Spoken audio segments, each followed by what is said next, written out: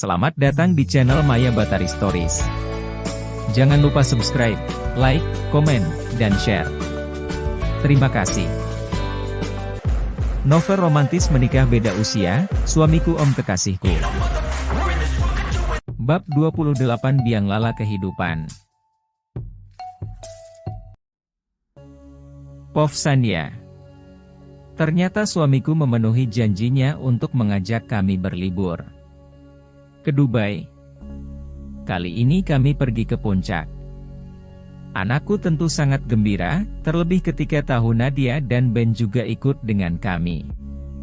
Sepanjang perjalanan kami, mulut kecilnya berceloteh tiada berhenti. Panji bertanya banyak hal, dengan pengucapan yang masih cedal. Bahkan kami hampir kewalahan menghadapi sikapnya yang begitu antusias.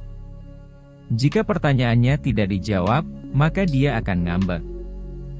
Untungnya kami mengendarai satu mobil, hingga kami bisa bergiliran melayaninya yang super ingin tahu.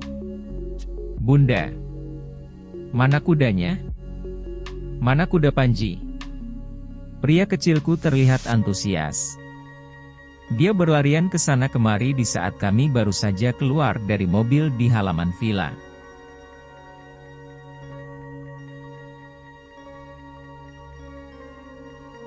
Sabar sayang. Kita baru saja sampai. Kamu harus istirahat dulu biar tidak capek. Aku harus berlari mengejar Panji, dan terpaksa menggendongnya masuk ke dalam rumah meski dia berontak ingin turun. Sayang.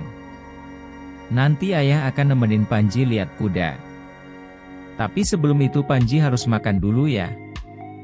Tidak mau. Panji tidak mau makan. Panji mau lihat kuda. Bunda tidak ngerti-ngerti sih, celoteh anakku yang langsung ditertawakan oleh semua orang.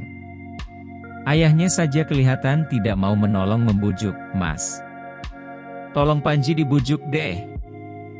Dengan senyum dewa miliknya, suamiku mendekat dan merentangkan kedua tangan, yang disambut cepat oleh Panji. Iya, nanti kita lihat kuda Panji di istal. Tapi kalau sudah makan siang, kudanya sekarang juga sedang makan. Nanti kalau kita datang terlalu cepat, takutnya pas dinaiki nanti kudanya mogok.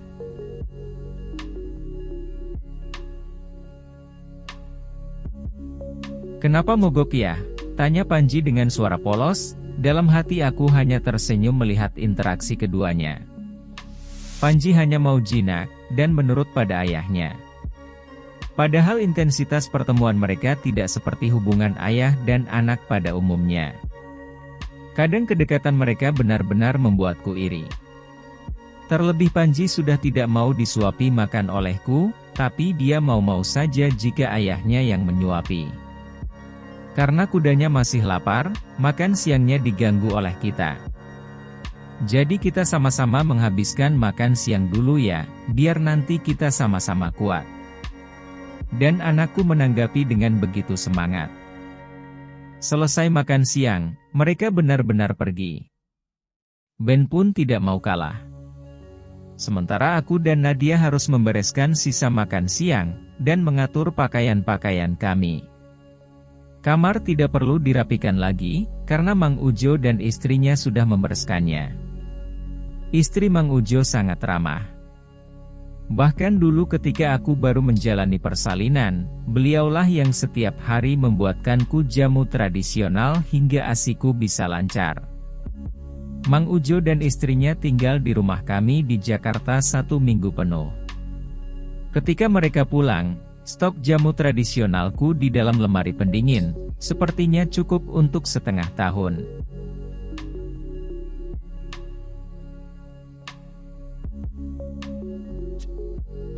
Sekarang aku juga memiliki seorang adik perempuan seusia Panji. Dia lahir 3 minggu setelah anakku. Ayah menikah lagi dengan seorang janda yang merupakan rekan kerjanya, dan aku tidak keberatan dengan keputusan itu. Ayah belum terlalu tua dan sudah lama sendiri. Aku menyadari, pasti hidup jauh dari anak sematawayang membuat beliau kesepian. Apalagi aku tidak bisa sering berkunjung. Rasanya kini semuanya terasa sangat lengkap. Bahkan Nadia dan Ben pun sudah menikah 10 bulan yang lalu, meski dengan kisah cinta yang panjang dan berliku. Ben sepertinya benar-benar takluk kepada Nadia. Di mata pria Kemayuku, selalu terlihat binar cinta yang besar untuk Nadia. Aku bahagia. Bukankah itu yang patut dia dapatkan?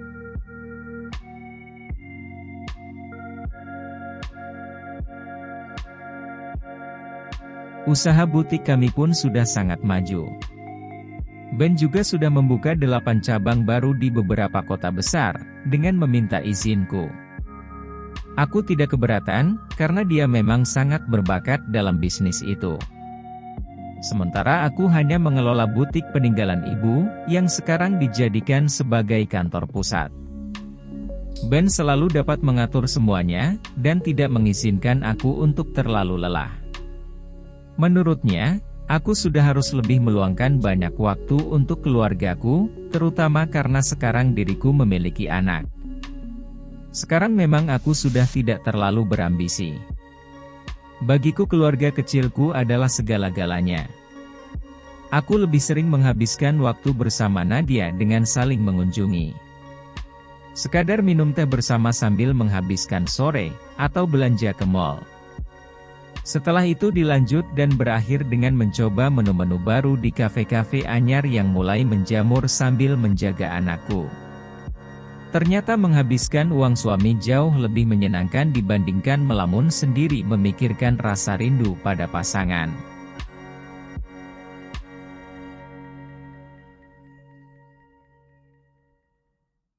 Jangan berpikir Anang sudah menikah, karena jawabannya tentu saja belum. Beberapa kali dia dijodohkan dengan beberapa putri kolega, tapi sepertinya dia masih betah melajang. Dia masih senang bepergian ke luar negeri, menjadi bos teladan di kantor, dan juga kakak yang sangat baik untuk anakku. Seperti yang lain, dia juga sangat menyayangi Panji. Dia sering meminjam Panji, hanya untuk diajak jalan-jalan keliling kota dengan deretan koleksi mobil mewahnya. Semoga saja anakku kelak tidak menjadi seorang playboy. Tapi tetap saja aku khawatir, mengingat foto-foto yang diunggah ke media sosial milik Anang. Di sana selalu terlihat, jika anakku dikelilingi para gadis cantik yang menatapnya gemas.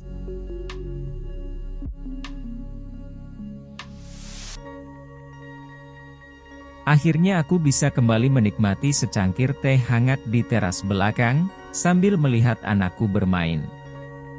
Dia terlihat amat antusias, di atas seekor kuda poni berwarna putih. Mulut mungilnya terdengar tidak henti-hentinya tertawa riang. Sementara ayahnya menuntun kuda itu menelusuri rerumputan di halaman belakang. Panji meloncat-loncat sambil berceloteh tidak jelas. Beberapa kali topi lebar yang dia kenakan, jatuh menutupi mukanya. Panji adalah duplikat suamiku. Mereka benar-benar seperti kembar. Hanya bibirnya yang tipis dan mungil yang menurun dariku. Dia juga teramat cerewet untuk ukuran anak seusianya. Anakku masih berceloteh riang. Sesekali terdengar dia bertanya berbagai nama pohon buah-buahan, yang memang tumbuh sangat rindang memenuhi kebun belakang.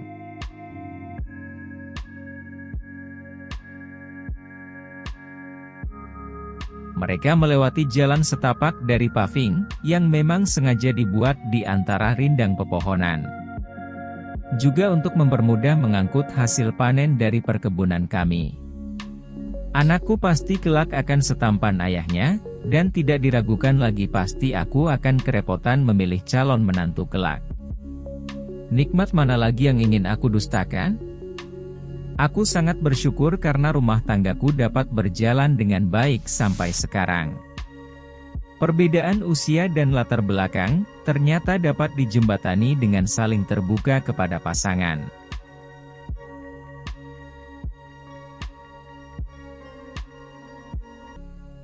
Meski kadang Mas Mahesa memang terlihat kaku. Dia tidak terlalu pandai dalam membuka percakapan. Tapi sekarang, kelihatannya sudah banyak kemajuan. Kami akan berbicara hingga larut, saat Panji telah terlelap. Dia seorang ayah yang sangat luas. Dia dapat mengerti kondisi Panji, dan ketika aku bertanya mengapa dia bisa melakukannya dengan baik, jawabannya sangat klise. Katanya dia banyak belajar dari internet. Aku bahagia memiliki mereka kini, dan aku juga berterima kasih kepada Danang yang telah memberikanku sebuah keluarga luar biasa hebat. Tanpa dia, mungkin aku takkan pernah bersatu dengan pria sebaik Mahesa Hadiwijaya. Pria paling menawan yang telah menjeratku sejak pandang pertama. Pria berhati sangat mulia, memiliki kebaikan laksana samudera luas dan tidak pernah mengeluh. Dia pribadi yang tangguh, memiliki cinta mendalam hanya untuk keluarganya. Dia pria terakhirku, suami dan imamku di dunia dan akhirat.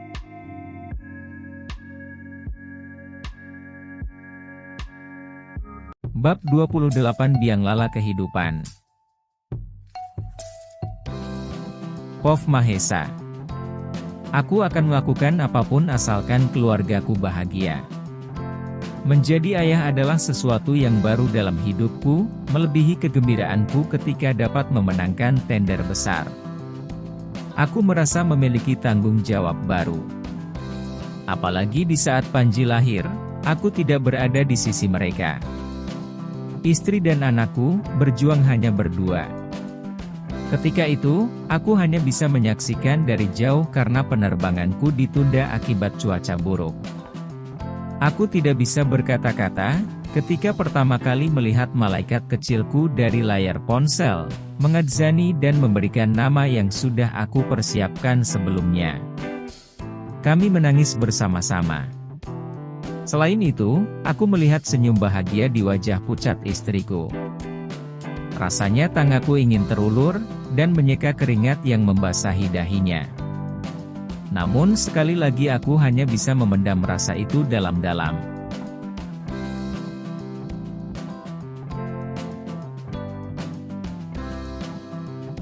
Dia tidak pernah mengeluh akan segala sikapku selama ini.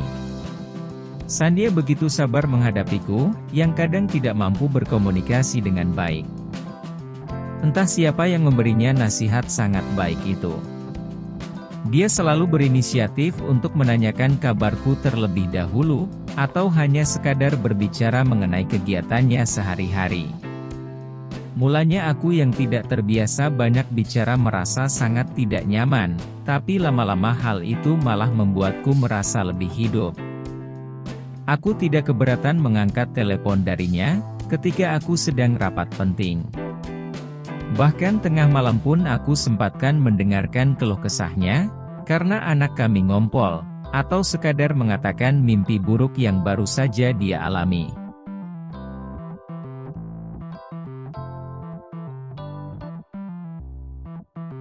Meski kadang aku mendengarkan sambil terkantuk-kantuk, tapi hatiku merasa tenang walau hanya dapat mendengar suaranya saja. Sepertinya duniaku memang jauh berubah, dan aku pun mulai berani membuka diriku dengan membuat akun di media sosial. Aku tidak menyangka akan animo masyarakat dengan keberadaanku. Ternyata orang begitu antusias mengunjungi akunku. Bahkan akun Pram dan Nadia kalah populer jika dibandingkan denganku. Tapi tentu saja aku tidak sembarangan dalam memposting segala kegiatan dalam kehidupanku. Aku tidak pernah mengunggah foto anak dan istriku. Hanya tentang strategi menjadi pengusaha, dan pamer fasilitas di hotel-hotel kami. Tentu saja aku tidak ingin membahayakan keluargaku, karena ulah tangan-tangan tidak bertanggung jawab. Mereka akan hanya menjadi milikku, dua orang paling berharga dalam hidupku kini.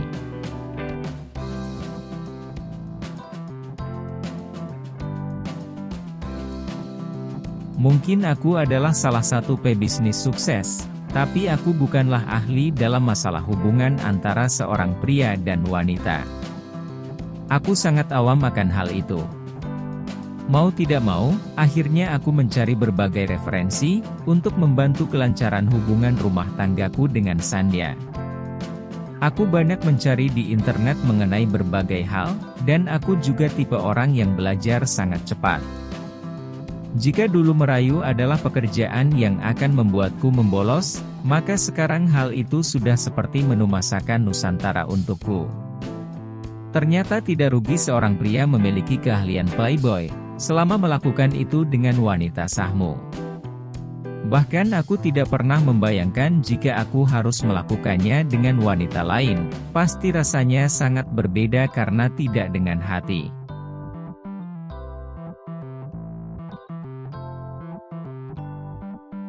Dan aku merasa selalu muda bila bersamanya, terlebih istriku yang jelita selalu menuruti apapun segala yang aku inginkan.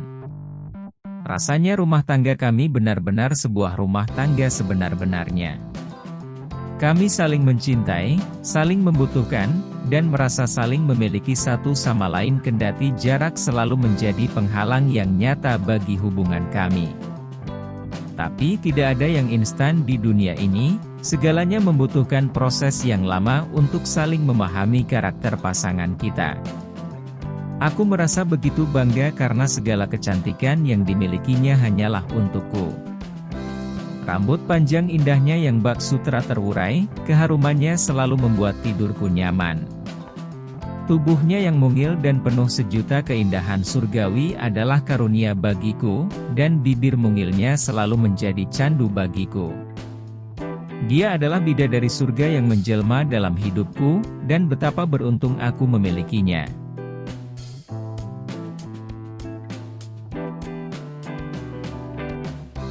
Pernikahan yang semula hanya untuk memenuhi janjiku kepada Danang, pernikahan yang aku sangka takkan pernah menyatukan hati kami dalam ikatan suci selamanya. Nyatanya dia memang milikku, gadis jelita yang telah mencuri semua mimpiku di perjumpaan pertama.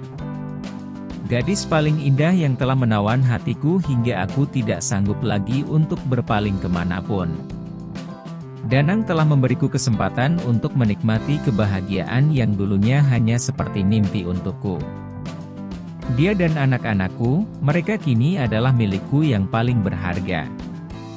Kehadiran Panji juga memberiku kesempatan untuk lebih banyak belajar lagi, memahami psikologi anak dan memantau masa tumbuh kembangnya. Tentu saja sebagai ayah, aku tidak ingin kehilangan momen perkembangan masa emas pertumbuhannya meskipun kami jarang berkumpul.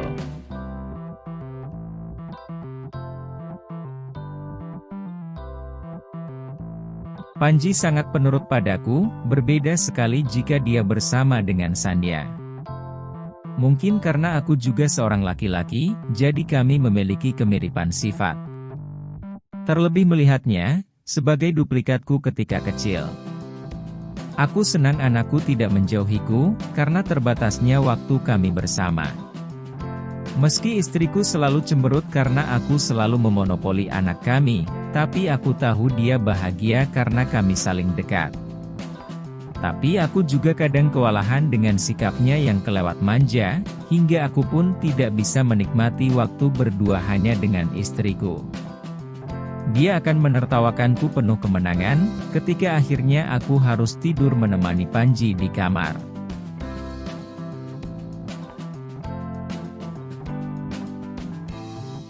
Sementara itu, dia akan berlalu pergi, dan menutup pintu penghubung kamar kami tanpa dosa.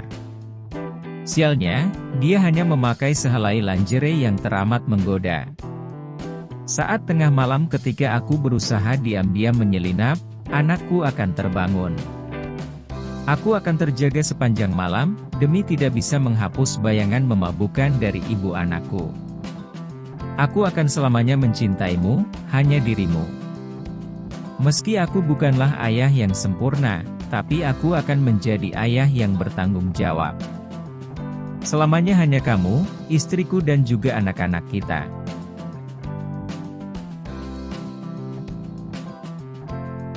Terima kasih sudah menonton video ini. Sampai jumpa lagi di part selanjutnya.